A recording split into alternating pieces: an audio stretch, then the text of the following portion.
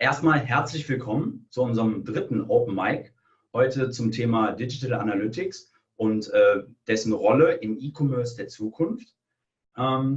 Ich habe heute wieder einen tollen Experten hier bei mir sitzen, eine wirkliche Koryphäe im Thema Digital Analytics, seit Jahren in vielen, vielen internationalen und großen Projekten unterwegs, und wir dürfen heute etwas von seinem Expertenwissen abschöpfen, wenn ich es so nennen darf. Zur Info, ihr dürft jederzeit Fragen stellen über den Chat, und wir werden die dann schnellstmöglich in unserem Dialog hier für euch beantworten. Wenn ihr Rückfragen habt oder etwas unklar ist, ich bemühe mich immer, Fachtermini dann auch zu hinterfragen, wenn ich sie nicht als Allgemeinwissen in unserer Branche voraussetze. Sollte aber etwas unklar sein, meldet euch gerne. Mein Gast heute, Matthias Bettag, wie gesagt, ein ausgewiesener Experte im Bereich Digital Analytics. Und für die Zuschauer unter euch, die ihn noch nicht kennen, stell dich doch mal bitte vor, Matthias. Was machst du und wer bist du? Ja, ich bin jetzt bei Otoscope als Senior Data Strategist. Ich war die letzten 7 Jahre im Beratungsgeschäft. Davor war ich 7 Jahre in der Anwendung als Webanalyst. Ich habe beim Aufbau der Digital Analytics Association in Deutschland mit aufgeholfen. Ich war von 2009 bis letztes Jahr als Country Manager der DAA tätig. Okay. Ich veranstalte eine Konferenz, die im Moment in den USA läuft, für Senior Digital Analysts als Fachaustausch konzipiert, ohne Präsentation, nur im Gesprächsrunden. Okay. Das ist so ein bisschen mein Hintergrund, grob gefasst. Ich bin in die letzten Jahre sehr stark in Konzepten und Beratungen zu Aufbau von auch etwas größeren Analytics-Abteilungen in komplexen Geschäftsmodellen, und das in verschiedenen Branchen tätig gewesen. Ja, da hast du sicherlich einiges heute Spannendes zu erzählen. Ich versuche so viel wie möglich aus ihm herauszukitzeln. Wie gesagt, wenn ihr Fragen habt, schreibt sie uns gerne. Seid nicht schüchtern, dafür ist dieses Format einzigartig. Aber Matthias, sag uns doch mal erstmal, wir fangen bei den Basics an. Was verstehst du oder was versteht man im Allgemeinen unter Digital Analytics?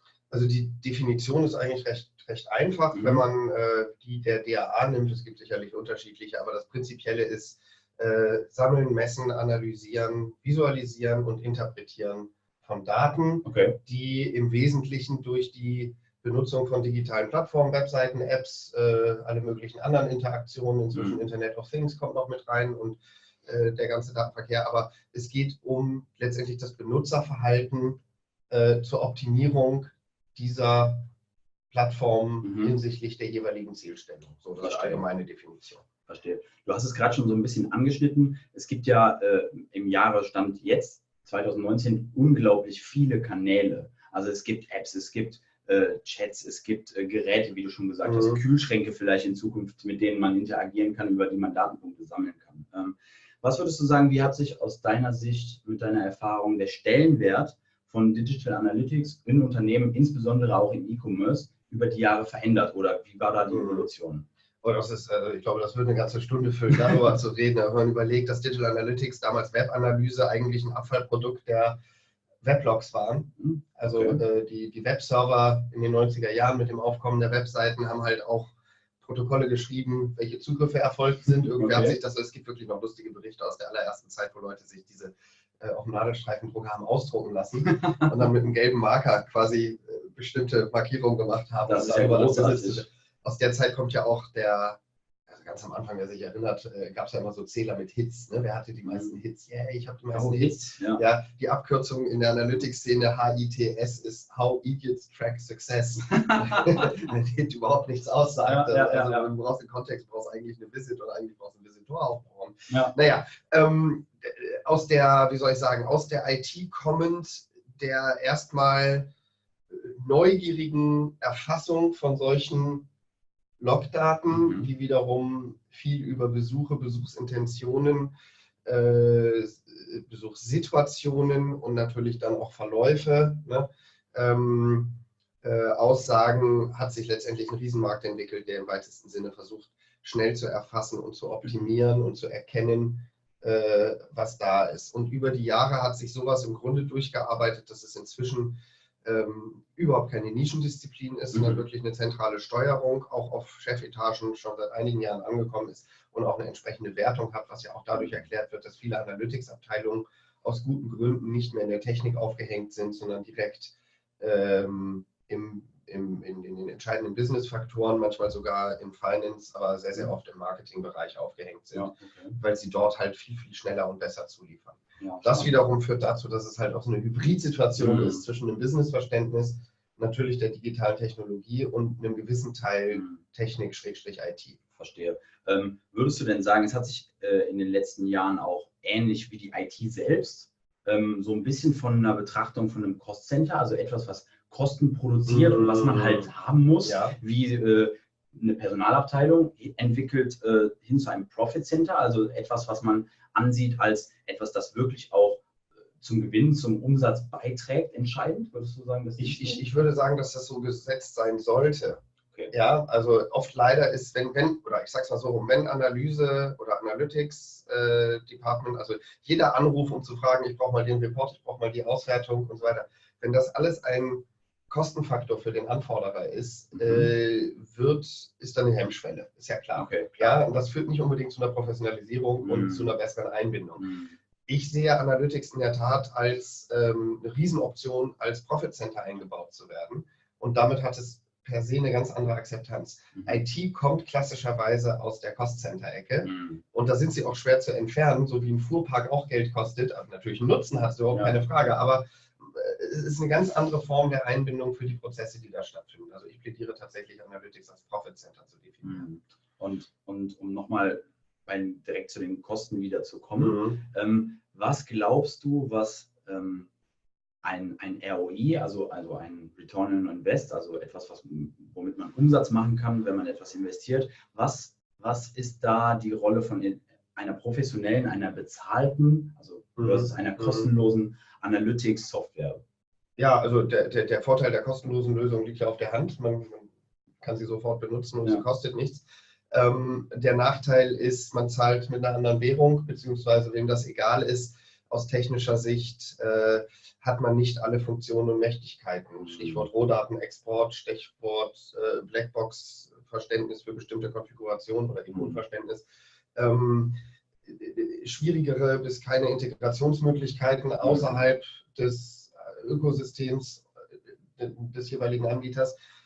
Es kann aber einen großen Vorteil haben, weil es halt eine niedrige Einstiegsschwelle ist, weil man gut ausprobieren kann und man muss es grundsätzlich unter dem Aspekt sehen, wie komplex ist die Anforderung. Ja, und wenn ich einen großen Webshop betreibe mit richtig viel Traffic, dann kann ich eigentlich gar nicht mehr mit einer Gratislösung arbeiten, zumindest nicht alleine. Für andere ist das völlig ausreichend. Gibt es da vielleicht eine Schwelle? Also gibt es da einen Richtwert, wo man sagen würde, okay, ab 100.000 Visits, ab 50.000, ab 500.000, ab 5 Millionen Visits sollte man, oder ist es höchstens also ein Problem bekanntermaßen bei Google Analytics in der Standardlösung kann sein, muss nicht, wie gesagt, ist tatsächlich das Sampling, was irgendwann greift. Ab 500.000 Datapunkten pro Report, bin ich mir jetzt nicht ganz sicher. Aber Sampling ist so das klassische Sampling heißt Hochrechnen im weiteren Sinne. Also man nimmt nicht mehr alle Daten zur Verfügung und rechnet daraus was aus, sondern es wird möglicherweise hinreichend gut geschätzt. Das ist schon eine sehr genaue Schätzung, aber es ist letztendlich eine Hochrechnung und nicht ein Blick über alle Datenpunkte. Das widerspricht ein bisschen der Webanalyse, weil man hat nun mal alle Daten. Ne? Ich erinnere an die Logs, wo man dann jede Zeile einfindet, die sind da. Ja. Warum rechnet man plötzlich aus Geschwindigkeits- oder funktionalen Gründen nicht mit allem? Aber das muss man gucken, wen das wie betrifft. Der andere Punkt ist Datenintegration. Wenn ich die Rohdaten nicht exportieren kann in ein anderes System, wir kommen gleich dazu, denke ich, wenn wir über Trends und Entwicklung reden, dann bin ich hier limitiert und das kann durchaus ein Punkt sein, der letztendlich dazu zwingt, eine Lösung zu nehmen, die bezahlt ist und andere Sachen. Der dritte Punkt ist Data Governance, weil es einfach Regularien gibt, unabhängig von den harten Gesetzen. Das Unternehmen sagen, wir wollen ein System haben, wo wir die absolute Kontrolle haben und ein dediziertes spezifisches Vertragswerk und so weiter. Aber das sind dann wieder Regularien pro Unternehmen. Klar. Stichwort DSGVO. Ich glaube, jeder von uns war davon in irgendeiner Weise, wenn nur durch Presseberichterstattung, auch betroffen. glaubst du denn, dass es Sinn macht, neben einem Analytics-System, was der Standard sein sollte, dass man so etwas hat, auch andere Analytics-Systeme noch anzubinden? Also ich habe das schon mal erlebt, dass mir jemand sagte, ja, ich habe da zwar Google Analytics, aber irgendwie vertraue ich dem System nicht. Jetzt habe ich hier noch Matomo installiert und dann habe ich auch noch andere Testing-Systeme und AB-Tests und was nicht alles gibt. Und da tracke ich irgendwie so alles so ein bisschen und mache mir da so mein Bild, wie es mir gefällt. Glaubst du, das macht Sinn? So wie du es formuliert hast, nein. Es gibt oft Parallelimplementierungen aus, wie soll ich sagen, Bequemlichkeitsgründen. Also zum Beispiel die IT benutzt Google Analytics für eigentlich nur, um zu gucken, wie groß ist die Traffic-Last. Die interessiert sich gar nicht für eine spezifische Auswertung, sondern das ist halt ein geschmeidiges Tool, zählt schnell und so weiter. Okay. Und parallel arbeitet vielleicht das Marketing mit einem anderen Tool. Das ist möglich. Gott, das geht noch. Wenn ich allerdings zwischen meinetwegen den SEA-Kampagnenmanagern und den Affiliate-Managern und den Retargeting-Managern und den Webanalysten unterschiedliche Systeme habe, die nicht konsolidiert sind, dann guckt jeder in seine eigene Wahrheit und es wird arg schwer, Vergleiche zu machen oder Erkenntnisse zu erhärten und es geht eine endlose Diskussion los. Das ist nicht zu empfehlen.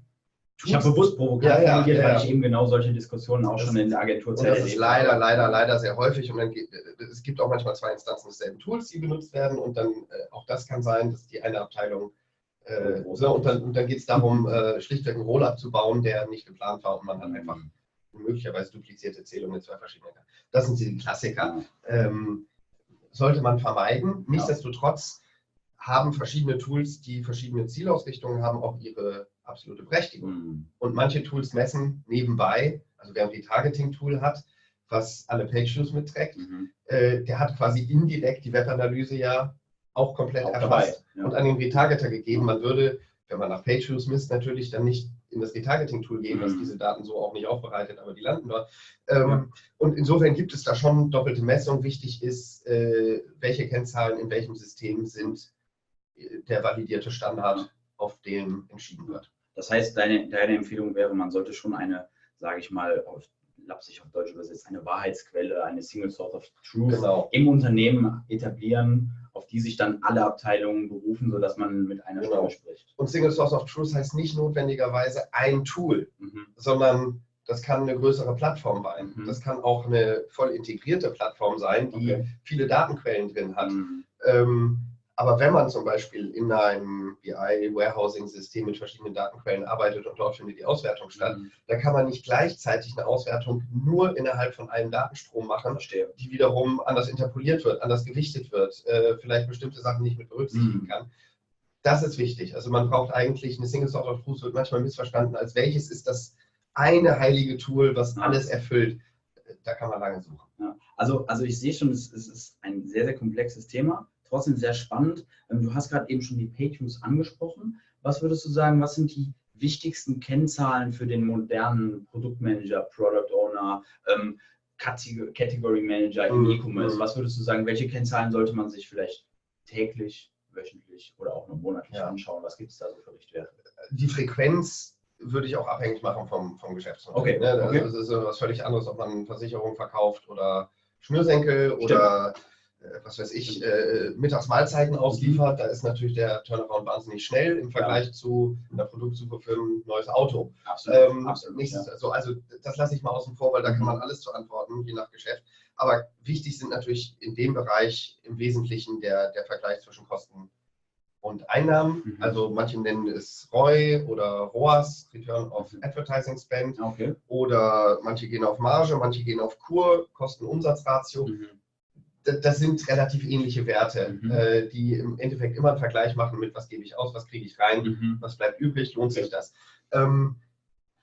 Aus meiner Sicht ist enorm wichtig, dass man nicht nur diese reinen Zahlen pauschal misst, weil man damit möglicherweise Durchschnittswerte über verschiedene Bereiche hat, die sich einzeln besser betrachten lassen. Also man muss segmentieren. Und man muss segmentieren nach, wer macht was.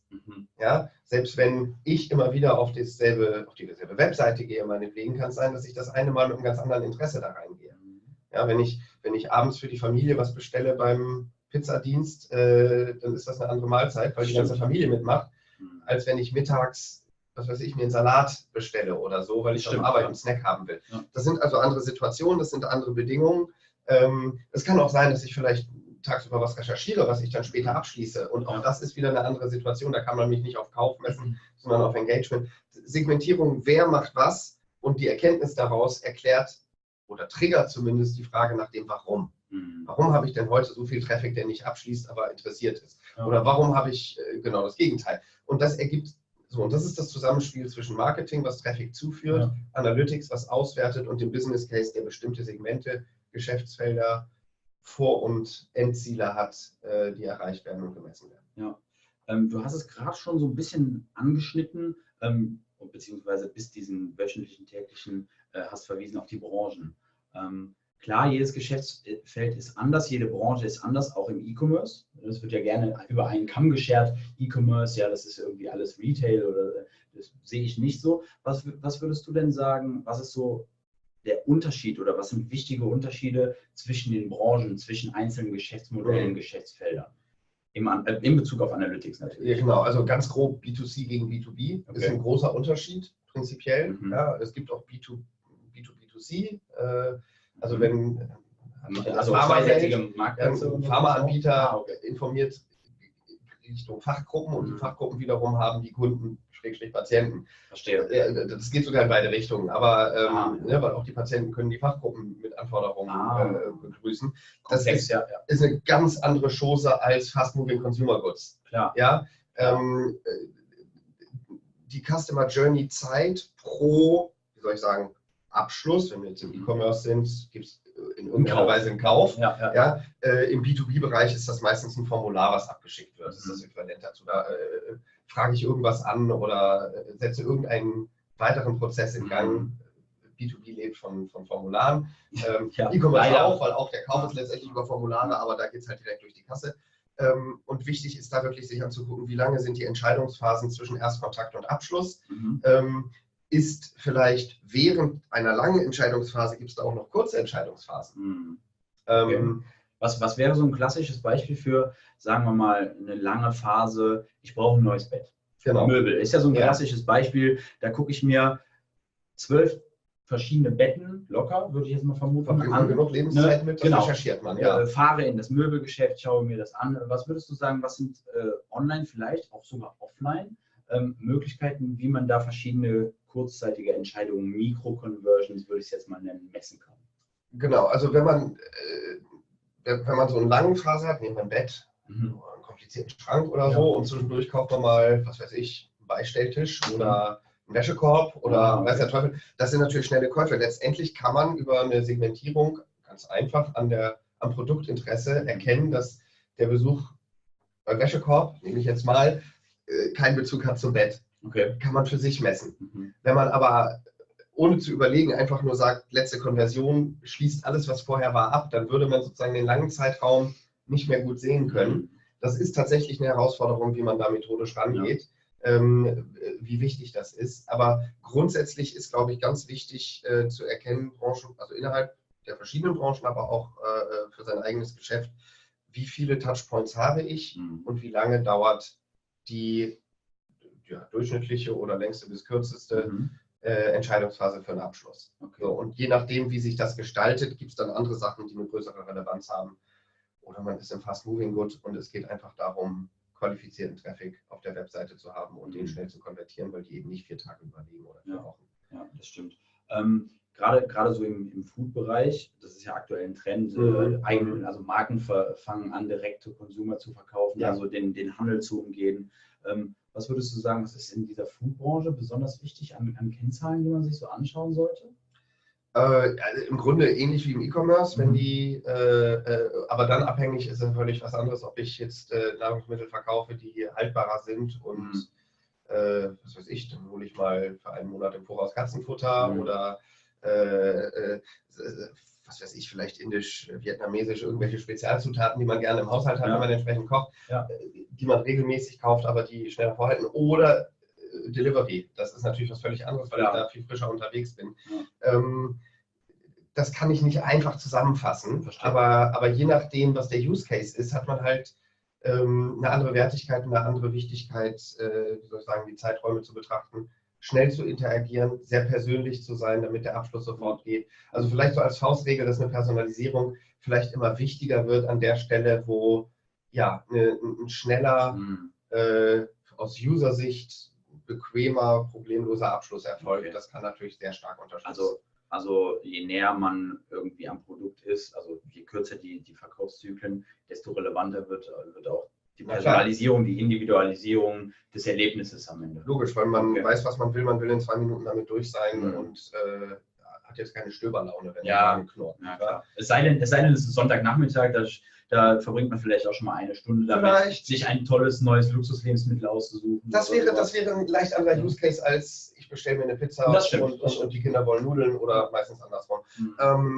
Genau, aber in dem Bereich ist man dann schon wieder eher im Vergleich mit einer längeren Entscheidungsphase, würde ich vermuten. Ja. Meine erste Empfehlung wäre tatsächlich einfach mal in die eigenen Daten zu gucken, weil der Kunde weiß es am besten, der kennt sein Geschäft oder vermutet zumindest einiges und das lässt sich in den Daten dann ja entsprechend belegen. Genau. Gut, um aus diesen Daten, die man ja dann gesammelt hat, man hat ein super Analytics-System im Idealfall und was würdest du sagen, sind die größten Fehler, die man machen kann im Umgang bei der Implementierung mit Analytics-Systemen und auch beim Aufbau von solchen Abteilungen? Weil ich sehe das ganz häufig in der Fachpresse, liest man, es wird ganz, ganz schwer, wirkliche Fachexperten auch zu finden. Sie sind rar gesät und die muss man vielleicht auch intern dann aufbauen. Was würdest du sagen, was sind da so Herausforderungen, die Unternehmen? Also ich sehe immer so eine Triangel zwischen Personen, Plattformen, Tools, Technik, wenn man so will, und Prozessen. Manche sagen, das ist eigentlich eine Raute, weil da gehört auch Kultur mit rein. Völlig okay. Ja. Das ist ein Spannungsfeld. Wenn man neue Technologien reinholt, dann braucht es Leute, die bedienen und die das Know-how haben.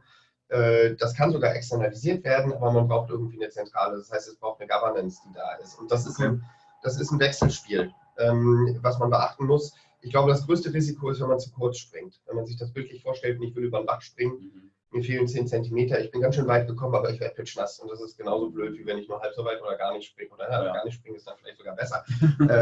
Interessante Analogie. Aber die Erwartungshaltung ist manchmal, wir haben entweder 2 schicke Leute, die kriegen das schon hin, und es wird die Technologie unterschätzt, die dafür nötig ist, die vielleicht auch Investments erfordert und die sich dann aber auch ausbezahlt. Oder aber genau das Gegenteil, man hat eine Technologie da, aber nicht, die kann nicht voll ausgelastet werden und das ist natürlich sehr schade. Das stimmt, wenn man dann in eine teure Technologie investiert und man stellt fest, man hat nur die Hälfte der Leute, die man eigentlich bräuchte, um das wirklich sinnvoll und effizient zu nutzen. Das ist natürlich schade.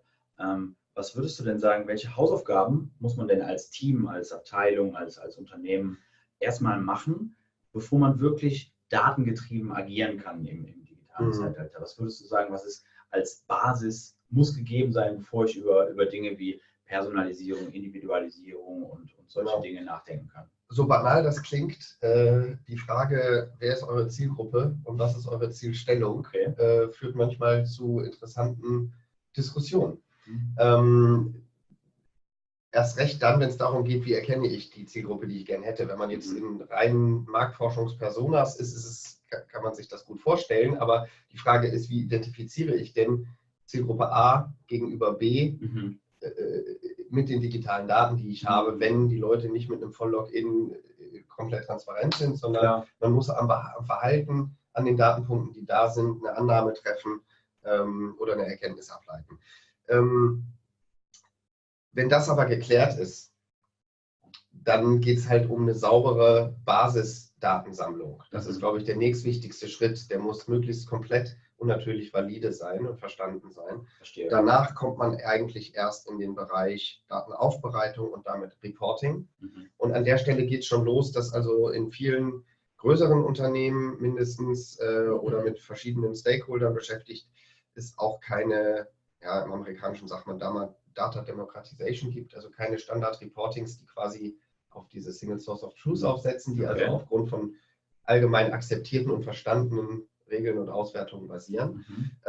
Und erst wenn das Reporting so ist, dass jeder der Report-Empfänger die Daten bekommt, die er oder sie braucht und sie so gut verstehen kann oder eine Empfehlung dazu bekommt oder Erklärung, dass daraus eine Handlung abgeleitet wird, erst dann komme ich eigentlich in den Optimierungszyklus. Also es gibt mehrere Schritte, die man erfüllen muss, von der Grunddefinition über die Datenerfassung, über die Datenaufbereitung, über die Reportings, bis man eigentlich erst sich in Bereiche vorgeben kann, die dann deutlich komplexer und wirklich den echten Benefit bringen. Das sind im Grunde Vorstufen, die erfolgen. Und es ist in der Tat leichter geworden im Vergleich zu früher, weil die Tools einfach kommoder geworden sind und weil man jetzt nicht mehr 4 Jahre braucht, um da so ein Fundament zu schaufeln. Das geht schon. Ja. Aber es gibt halt eine grundlegende Basis, die im Grunde alles weitere steuert. Okay, du hast gerade gesagt, 4 Jahre braucht man früher. Nein, das habe ich jetzt so daher gesagt. Okay. Je nachdem, wie groß das Team ist. Es gibt Unternehmen, die tatsächlich lange dafür gebraucht haben, aber auch eine Webanalyse-Implementierung, die ein paar Monate dauert, bis alles sitzt und nicht mehr wackelt, klingt furchtbar lang, ist aber leider oft die Praxis. Und da ist man halt gut beraten, nicht zu kurz zu springen und vielleicht sich gut zu überlegen, was brauche ich wie. Ja. Aber natürlich, also meine Daumenregel wäre wirklich Datenintegration als eine ganz wichtige Eigenschaft im Blick zu haben, damit Rohdaten exportiert und weiterverarbeitet werden können, selbst wenn ich noch nicht weiß, was ich alles genau brauchen werde. Das heißt, wenn ich das richtig verstanden habe, man muss sich schon bei der Konzeption seines Analytics-Systems auch relativ genau überlegen, welche Datenquellen, sagen wir mal die Klassiker, Newsletter, vielleicht bestimmte Social-Media-Daten, die ich in anderen Monitoring-Tools sammle, ob die dann alle auch wirklich in dieses System reinlaufen können, ob das schnittstellenmäßig geht. Die würden ja nicht in die Webanalyse reinlaufen, sondern was du genannt hast, wären ja Datenquellen wie auch die Webanalyse. Die Webanalyse ist vielleicht eine größere vom Volumen her, aber die laufen dann in irgendein Warehouse-System, wo vielleicht die Sachen gerechnet werden. Wenn die Use Cases dafür gegeben sind. Wenn das Unternehmen so ist, dass E-Mail-Marketing innerhalb dessen wunderbar funktioniert und die Webseite auch, das ist okay. Das gewinnt eine höhere Bedeutung, wenn mehr Erkenntnisse, Stichwort User Centricity, nötig ist, wenn die Datenquellen sehr, sehr viele werden, wenn das Unternehmen vielleicht sehr viele verschiedene Bereiche und Länder hat, dann kommen solche Systeme sicherlich in Frage. Okay, verstehe. Du hast es gerade schon angesprochen, User Centricity, also die Kundenzentriertheit ist ja ein Schlagwort, glaube ich, auf fast allen Konferenzen zum Thema E-Commerce und digitales Marketing. Was würdest du sagen, wo sind denn die Grenzen von bestimmten Analytics-Systemen, wenn Menschen darüber nachdenken, wie kann ich noch kundenzentrierter werden, wie kann ich meinen Kunden noch besser dort abholen, wo er ist, in welcher Situation, mit welcher Intention. Genau, es gibt 2 klassische Grenzen, sage ich mal, die schwerer zu lösen sind oder einfach nicht so leicht lösbar, manchmal gar nicht lösbar sind. Das eine ist Online, Offline und das andere ist Cross-Device. Okay. Wenn jemand ein wie soll ich sagen, digitales Universum, eine Gated Community beherrscht, besitzt, also was weiß ich, Amazon, Google, Facebook, die Klassiker, wo quasi jeder Besuch grundsätzlich per se eingeloggt ist über verschiedene Geräte, die haben damit Cross-Device keine großen Probleme. All die anderen haben das aber, sofern Cross-Device, und da sind wir wieder beim Thema Customer Journey, bin ich im Fast-Moving-Bereich, wo mich eigentlich nur der Visit interessiert, den ich schnell bedienen will, dann ist Cross-Device nicht so wichtig. Ja. Für einen Versicherer oder ein Automobil oder einen Retailer bezüglich mit längeren Ketten ist Cross-Device sicherlich ganz, ganz erheblich. Da gibt es natürlich Möglichkeiten, das zusammenzubinden. E-Mail-Marketing ist eins davon. Und bei Online, Offline gibt es immer mehr digitale Touchpoints, die Verknüpfungen erlauben. Und da muss man überlegen, aus Analysesicht wird gerne quasi gleich voll durchgefeuert und nicht drüber nachgedacht, wie intrusiv das wahrgenommen werden kann. Ja. Aus Nutzersicht denke ich, oder mit der Nutzerperspektive muss man überlegen, was hat der Nutzer, der Kunde für einen Mehrwert, den er selber gerne wahrnimmt und den man auch transparent darstellen kann, weil nur so kann man eigentlich auch eine vertrauliche Kundeninteraktion schaffen und solche Dienste nicht als Spionierung, sondern als Mehrwert und Commodity vermitteln. Glaubst du denn, dass dieses nicht intrusive Verhalten in Zukunft auch im E-Commerce ein Differenzierungsmerkmal sein kann? Also Datenschutz ganz allgemein als Qualitätsmerkmal habe ich schon vor Jahren mal gesagt, dass ich glaube, dass das eins wird, so wie ein Trusted Shop sein Siegel hat. Das ist, glaube ich, inzwischen nicht mehr so eine untypische Meinung.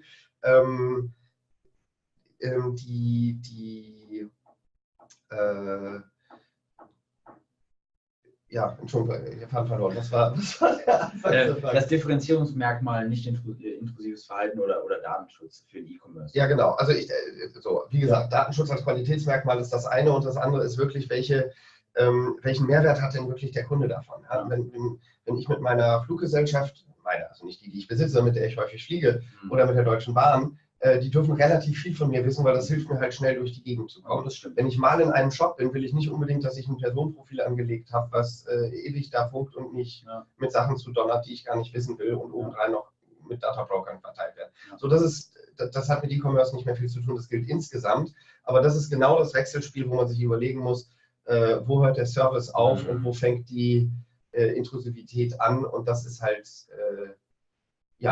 zielgruppenspezifisch und auch geschäftsspezifisch.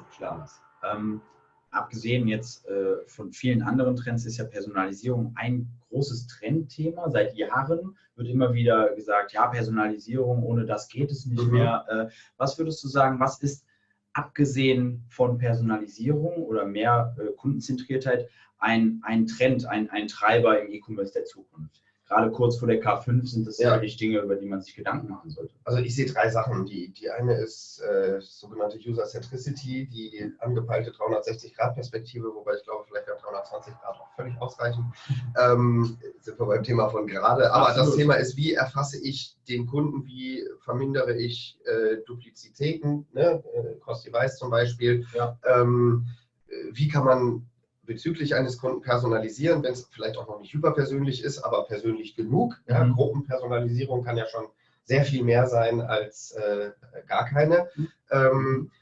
Prediction, Vorhersagen, Voraussagen, ja, ist sicherlich ein Thema, was man darauf aufbauen kann. Also auch bezüglich Kosten und Einnahmen, aber vielleicht auch schlichtweg in Logistikketten oder in Personalbereitstellung oder ja, es sind 50 Leute mehr am Sixt-Schalter nächste Woche, da kann man dann auch einen zweiten Schalter eröffnen. Das ist sehr einfach. Ja, klar. Ja, aber da geht natürlich mehr dahinter, weil dahinter müssen die Autos bereitgestellt werden. Vielleicht ist der Monteur dafür zuständig, vielleicht müssen die Wagen. Also da geht eine ganze Menge. Dann das Thema Datenintegration, Business Intelligence, Data Warehousing, Customer Data Plattform, das ist ein Riesenthema.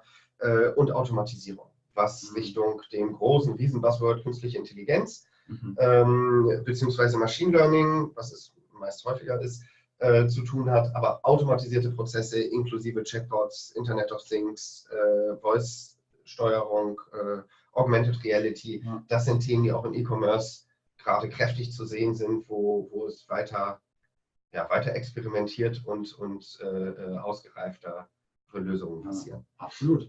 Also zusammenfassend, glaube ich, lässt sich sagen, Digital Analytics ist und bleibt ein sehr, sehr wichtiges Rückgrat sozusagen von vielen, eigentlich von allen digitalen Geschäftsmodellen. Und es wird sicherlich nicht langweilig. Leider ist unsere Zeit schon vorbei. Wir sprechen schon über eine halbe Stunde.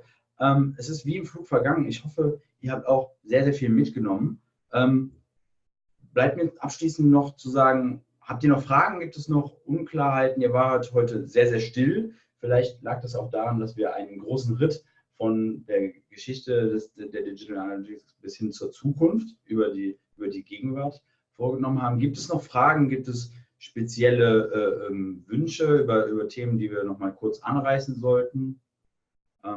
Was würdet ihr sagen, liebes Publikum? Gibt es da noch etwas, was euch unter den Nägeln brennt, was euch auf der Tastatur brennt? Sollte es da trotzdem noch Bedarf geben, kontaktiert uns gerne. Wir sind da gerne offen und planen auch in der Zukunft weiterhin über Dinge im digitalen Universum zu sprechen, die euer Business bewegen. Wir hoffen, ihr habt vieles mitgenommen und wir hoffen natürlich auch, dass wir uns eventuell nächste Woche auf der K5 sehen.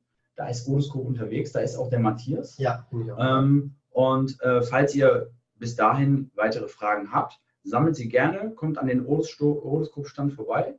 Die genauen Infos dazu findet ihr auf der Webseite. Und wir freuen uns, wenn ihr beim nächsten Mal auch beim Open Mic wieder dabei seid. Die Termine dazu werdet ihr sicherlich in unserem Newsletter finden und auch auf der Webseite. Und ja, wir bedanken uns bei euch für euer Ohr. Bis zum nächsten Mal. Bis zum nächsten Mal. Bis dann. Tschüss. Ciao.